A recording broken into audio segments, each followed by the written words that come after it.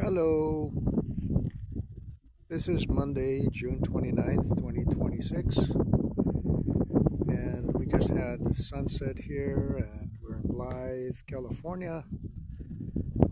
This is where I come to just chill and be with the Lord. And these fields here, as you can see, they were just harvested, and there's a new stack of hay there, bales of hay, the green ones. And this is what it looks like after the harvest. Right here we have a ditch. Water flows through here all the way down there. Here's some more fields that were harvested. And the canal is right there. So all these fields get irrigated with these holes every, I guess, 100 feet. And it seems like every month there's a new harvest. It's amazing. Never ends. All that thanks to the Colorado River that runs just down there. Okay. Arizona is on the other side of the river.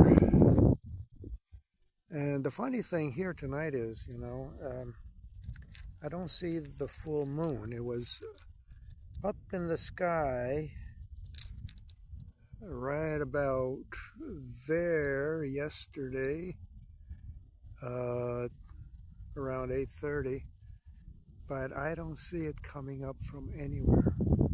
A full moon. What happened to the moon? Maybe I'll wait a bit longer and see if it shows up. The rapture. So many people are talking about how they feel tired of waiting, tired of talking about it, hearing about it, tired of having people share dreams about the rapture. They're tired of the whole thing.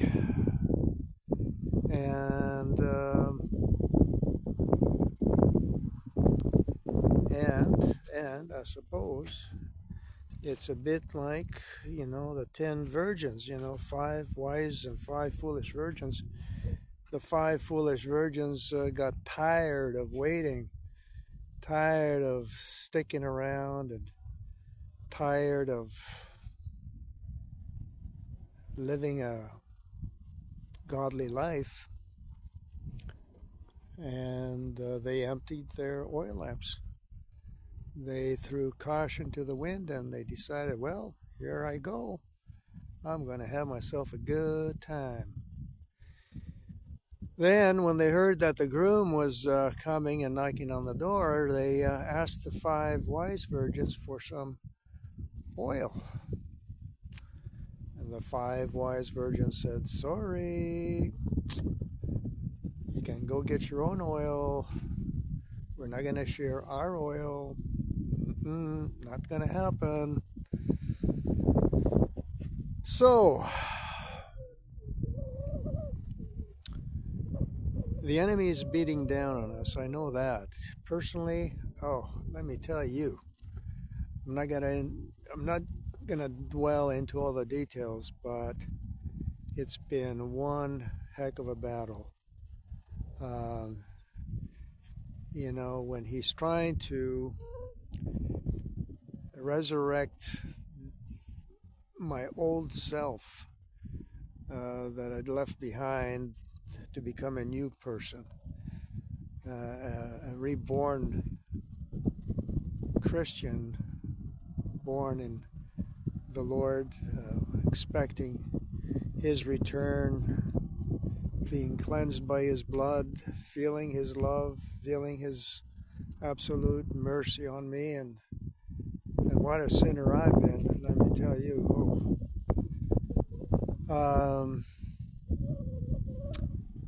I've had some good good times in my life too, where I've sort of shined. But we all have our good and bad days.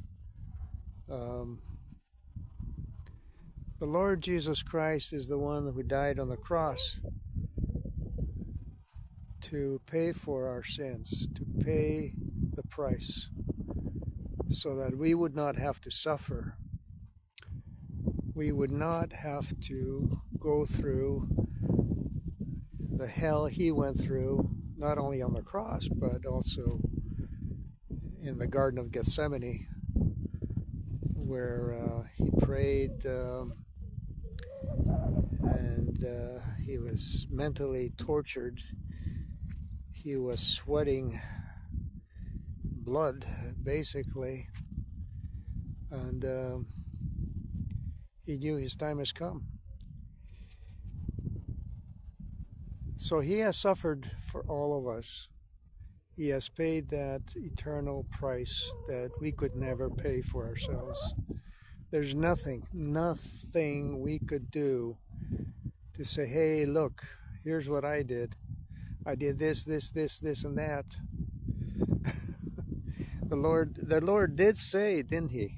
The Lord did say, in that day many will come to me and say, Lord, did we not cast out demons in your name? Lord, did we not heal the sick in your name? Lord, didn't we do this and that and the other in your name? And he'll say to them, depart from me, you wicked, I never knew you. You workers of iniquity, of lawlessness. So, there's a segment that thinks that because they've done this, that, and the other, and a couple of good things here and there in the Lord's name,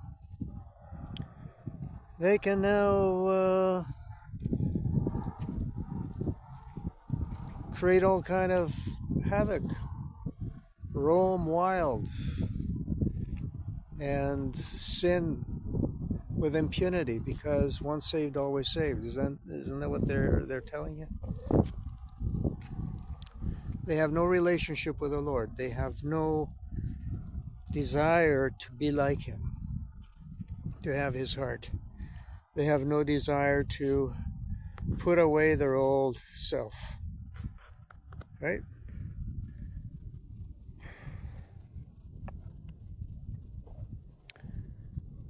Okay. Something is happening with the lighting here. I don't know what it is. It's going on and off, on and off. Camera's trying to adjust to the sunset because it's really dark here. I mean, this looks lit up on the screen as I look at it, but it is pretty dark, let me tell you. Like night and day. So, patiently we're waiting. I have said this many times before, that the Lord wants people that are always waiting and living the life of a Christian the best they know how, and they are trying hard to live the Lord's commandments.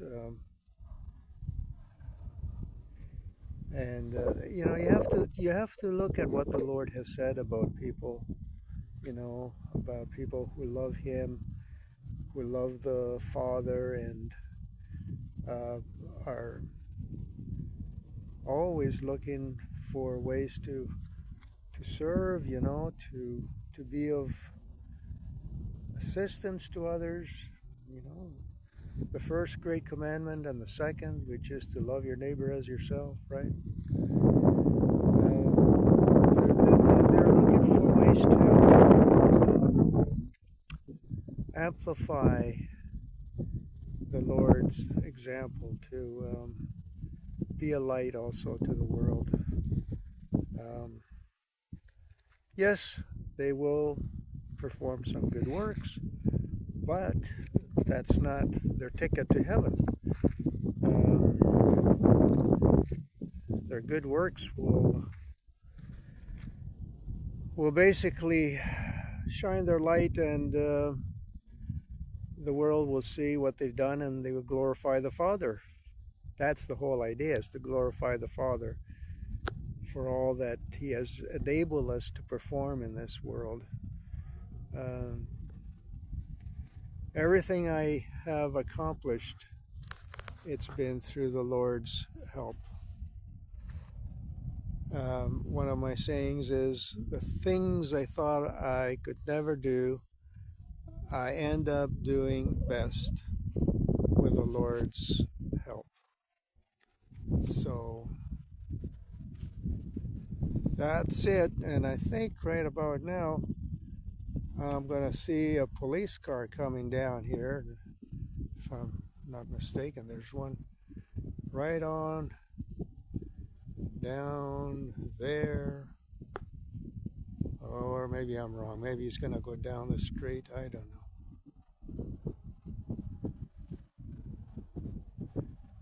Yeah, he's going down the street.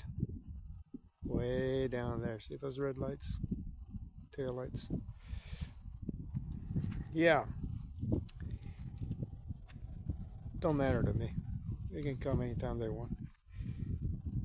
Anyway, as I was saying, our works only glorify God the Father. Things I thought I could never do, I end up doing best with God's help. Period. End of story. Now, I don't like to dwell too much on this because, you know, I feel like I'm trying to build a case here that I'm something special. I'm not anything special. Okay, I don't want to be anything terrific, you know, anything fantastic, you know. But I've had some interesting, let's say, metaphysical, paranormal experiences the last couple of days, and I'm not going to describe what happened because it's just, who cares? Yeah, details, right? Everybody has them, I'm sure. But the point is that they shook me to the core. I mean, really shook me. And I'm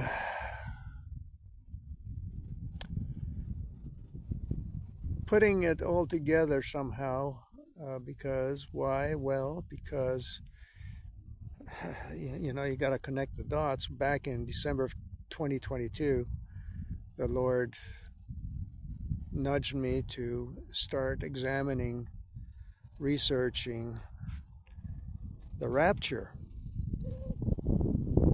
number one. And I thought, what is that all about, the rapture? I mean, I had vaguely heard about it, you know. I had heard about a post-tribulation rapture where the Lord comes to pick up His saints with His angels, but I hadn't heard of any other rapture before the tribulation. So that was number one. Number two, I started researching on YouTube and found a whole slew of people who are having dreams about the rapture. And I thought, oh my goodness. So I created a website, rapturedreams.com. I figured, let's catalog these. So there's over 200 accounts of dreams. And some are very touching. They touch your heart. And the thing I also notice is the people that relate these dreams, they have a angelic face almost. They have they exude goodness. They're trustworthy. Their eyes are at peace, clear. You know, their countenance is I'm not going to say holy, but it is not worldly. if you know what I mean. Not worldly. And I just saw the moon coming up behind those trees there. There's still a moon out there.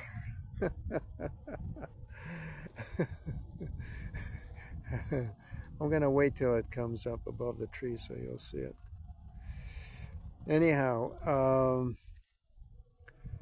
they have a countenance that lets you know they're not there to boast about, their ego, their personality. They're not trying to create a following or anything like that. I mean, they're just sharing what they saw in their dream, that's all. So that's number 2. I created the website. Number 3, in July of 2023, I had my own rapture dream while I was having a nap in the afternoon. Just try to figure that one out. While I was having a nap in the afternoon. Here comes the moon. I'm not trying to be poetic. And that dream, which is inside rapturedreams.com, is absolutely one of those I'll never forget in my entire life, however long I have down here on this earth. But it's one of those you cannot forget. I mean, you don't write it down because the detail is absolutely out of this world, and the feeling that you felt when you had the dream, it completely, how can I put it?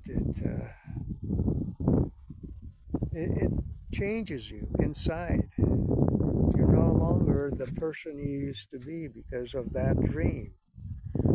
And many other people have had similar dreams, and they're changed inside.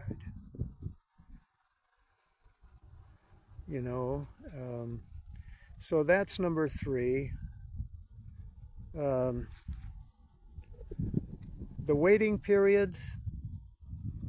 Now, July 2023, we're almost July 2026. This is 3 years that have gone by here, and the rapture still hasn't happened. But the season is definitely getting more mature, let's say. It is definitely ripe for a rapture. Can you see the moon way down there? It's coming up.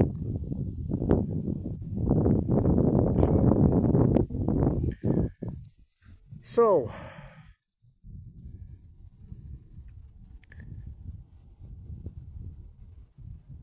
the waiting is the hard part. So I'm back to where I started. We wait around, we wait around, we wait around, we look up at the sky and see this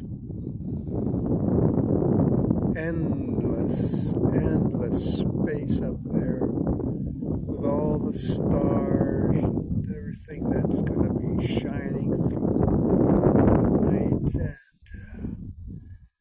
we think of our Earth here spinning on its axis. We think of what the Lord said about the last days, the earthquakes, the birth pains, how people would be running to and fro, buying and selling and planting and building, marrying and being given in marriage, just absolutely doing what the world does, it's business as usual, but the wickedness would be completely out of this world, just like in the days of Lot, just like in the days of Noah.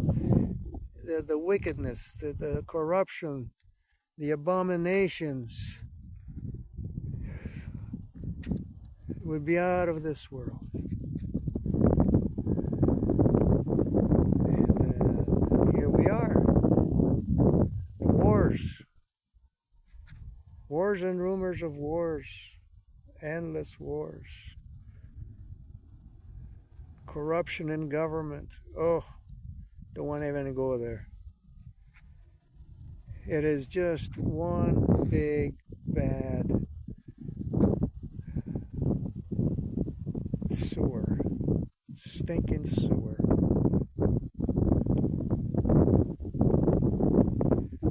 And a lot of us don't want to be here in the sewer anymore. We want out. We want out. Satan wants us down here, obviously. He would rather that we go through hell for 7 years and lose our faith in God and take on the mark of the beast, and worship the Antichrist and end up in hell. That's what he wants. He wants to destroy humanity. He wants depopulation. He wants a new world order where Lucifer reigns supreme. The Luciferian age, right? And some groups, I'm not going to mention the groups, but some very well-known groups in this world have predicted the Luciferian age.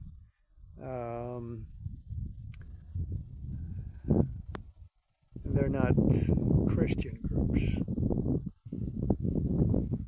So there's the moon, and it'll shine bright now as it goes up in the sky.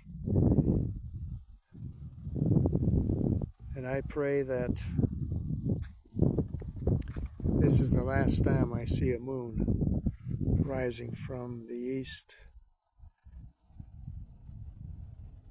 I pray the rapture is tonight, or sometime before the next rising of the moon. Have a good night, everybody.